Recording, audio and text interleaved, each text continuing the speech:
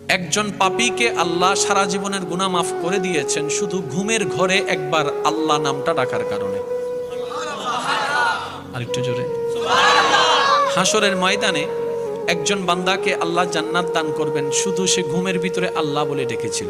তো ফেরেশতা জিজ্ঞেস করবে, ইয়া রাব্বে করিম, সে তো যে আমলটার কারণে তুমি তাকে জান্নাত দিচ্ছ, এত গুনার উপর ভারী করে যে নেক আমলটাকে বানিয়েছো তুমি, আল্লাহ সেই আমলটা হচ্ছে তোমার নাম ডেকেছে, আর তোমার নামটা তো সে স্ব ইচ্ছায় ডাকেনি, ঘুমের মধ্যে ডেকেছে, ঘুমের মধ্যে ডেকেছে, ঘুমের ঘরে ডেকেছে।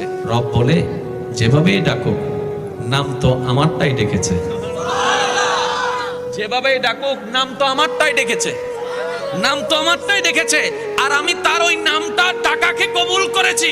ও ফেরেশতা, এক পাল্লায় সেই নামটার ওজন রাখো, আরেক পাল্লা তার সারা জীবনের গুনাহকে রাখো। সেই দিন হাসরের ময়দানে ওই একটা নাম ডাকাটাই ভারী হয়ে যাবে। সুবহানাল্লাহ।